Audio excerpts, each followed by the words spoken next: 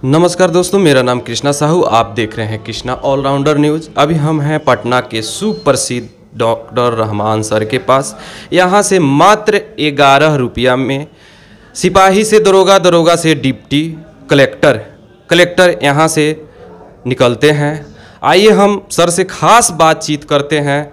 स्वागत है sir Krishna allrounder news. Thank you, lot of thanks, बहुत बहुत धन्यवाद। अभी 26 दिसंबर को एग्ज़ाम होने वाला है बिहार दरोगा का, इस पे आप क्या कहेंगे?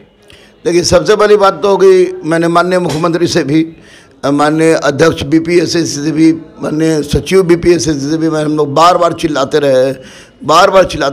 दिलीप छात्र नेता के रूप में चिल्लाता रहा, मैं गुरु के रूप में चिल्लाता रहा कि होम सेंटर नहीं दिया जाए। इसके बावजूद बीपीएससी के अध्यक्ष महोदय ने होम सेंटर दिया है, जो कि बिल्कुल गलत है। होम सेंटर में गलती होती आ रही है, मैं लगातार देख रहा हूँ इसको, तो ये उनकी गलती है। दूसरी सबसे बड़ी बात है कि मैं इनसे कहूँगा, अध्यक्ष महोदय से, सचिव महोदय से, कि आप पारदर्शिता का जो आप दम भरते हैं वो आपका ढकोसला है, इससे ज़्यादा कुछ भी नहीं है। क्योंकि आप से स्टूडेंट कॉपी आप नहीं देते हैं, जो कि कार्बन कॉपी स्टूडेंट कॉपी को देना चाहिए। दूसरी बात कि परीक्षा समाप्ति के बाद आप क्वेश्चन बुकलेट नहीं देते हैं। और सबसे बड़ी बात कि यहाँ तक कि बीएसएससी भी आपको परीक्षा के सप्ताह और 10 दिन के बाद आंसर शीट जारी कर देती है, जो कि आप ये नहीं करते हैं। अगर आप किसी भी तरह से पारदर्शिता का दम भरते हैं और वास्तव में पारदर्शिता से परीक्षा लेते हैं, तो आपका ये परम कर्तव्य बनता है कि बिहार के जो तमाम गरीब छात्र हैं, जो पढ़ने वाले हैं, उनके लिए आप ये व्यवस्था कीजिए कि उनका आंसर आपको कार्बन कॉपी दीजिए, उनका क्वेश्चन दे दीजिए, और 1 सप्ताह से 10 दिन के अंदर में आप उनको आंसर शीट जारी कर दीजिए। और उससे भी महत्वपूर्ण बात यह है कि आप क्या करते हैं कि हमेशा दम भरते हैं और क्वेश्चन वायरल होने की खबर होती है। एक तो जब क्वेश्चन वायरल होता है तो आप कहते हैं कि नहीं हुआ है, खुल के आके बोलने की हिम्मत नहीं है। अगर बच्चे आंदोलन करने जाते हैं तो आप लाठी चलवाते हैं, जेल भिजवा देते हैं। तो ऐसी परिस्थिति में मैं यही कहूँगा कि कुछ ऐसा कीजिए कि आप पर जो कोहनुमा दाग लग रहा है आयोग पर, कि आयोग के माध्यम से क्वेश्चन लीक हो रही है, तो वो लीक ना हो और गरीब बच्चों को इंसाफ मिले और समाज में चोर दरोगा नहीं बने, ऐसे दरोगा बने जो समाज के अंतिम पंक्ति में बैठे लोगों का कल्याण कर सके।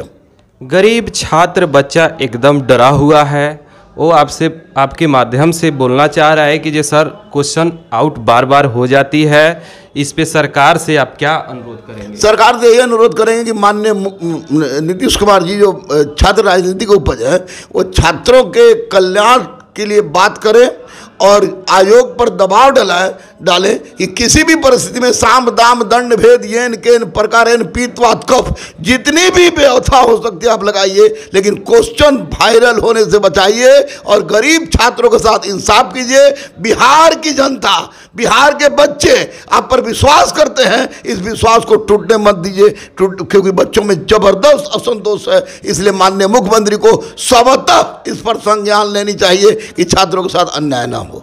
आप बार बार छात्रों से कहते हैं लहरों से डरकर नौका पार नहीं होती, कोशिश करने वालों की कभी हार नहीं होती। अपने छात्र से क्या कहेंगे? छात्र यही कहेंगे कि डरे नहीं, और किसी भी तरह के जो दलाल मार्केट में घूम रहे हैं, सेटरबाज घूम रहे हैं, वो बिल्कुल गलत है, चोर हैं, उनसे आप बच के रहिए, परीक्षा दीजिए। और एक बहुत बड़ी बात हम कहेंगे, आप बार बार छात्र कहते हैं कि आप हमेशा रोड पर जाते थे, हम लोग रोड पर नहीं जाते हैं, तो मैं निश्चित रूप से कहूँगा कि 6,60,000 लड़के फॉर्म भरे हैं। अगर किसी तरह का गलत काम हो जाता है तो केवल 1 लाख लड़के रोड पर उतरे, मैं ईंट से ईंट बजा दूंगा, ऐसा मैं दावा करता हूँ। इसके पहले भी क्वेश्चन आउट हुई थी, आप बोले ईंट से ईंट बजा देंगे, कुछ नहीं हुआ उसमें। इसलिए लड़कों और बच्चा को लाठी चार्ज हुई, माथा फटा, उसमें बहुत सारा बच्चा घायल हुआ।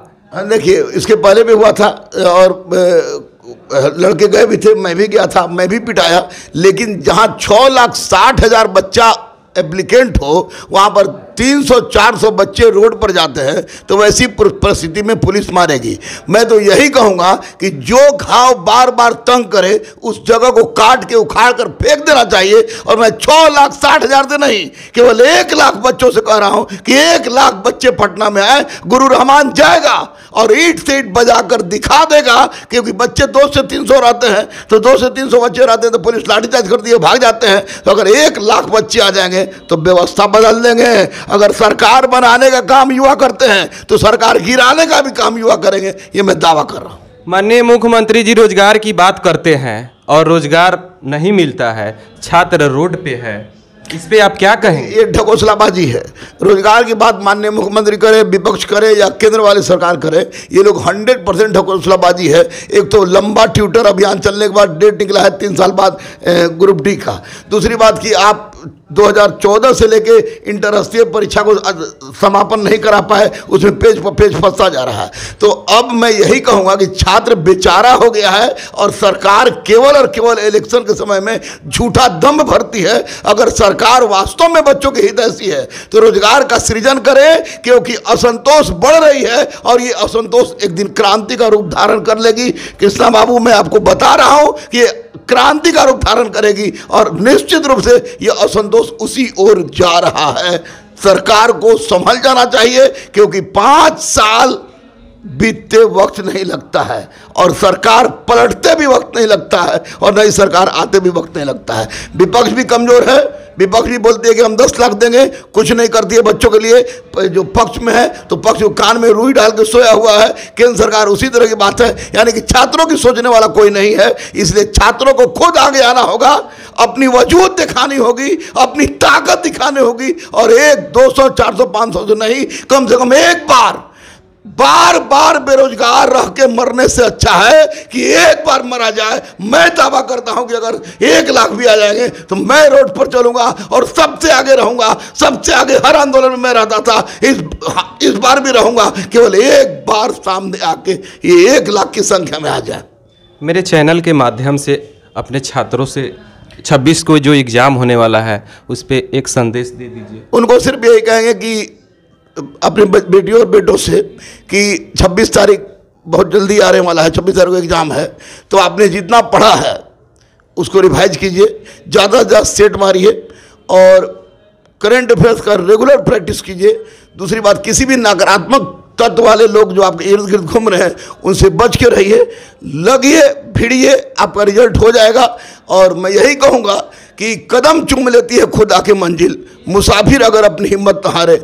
आप जब भी केवल 26 तारीख को टारगेट बना के ये मत सोचिए क्वेश्चन आउट होगा क्या होगा। 26 तारीख को टारगेट बनाइए और परीक्षा दीजिए। अगर 26 तारीख के बाद छात्रों के साथ कुछ गलत होता है तो उसके साथ गुरु रहमान था, है और रहेगा। जय हिंद, जय भारत। धन्यवाद। जय हिंद, जय भारत।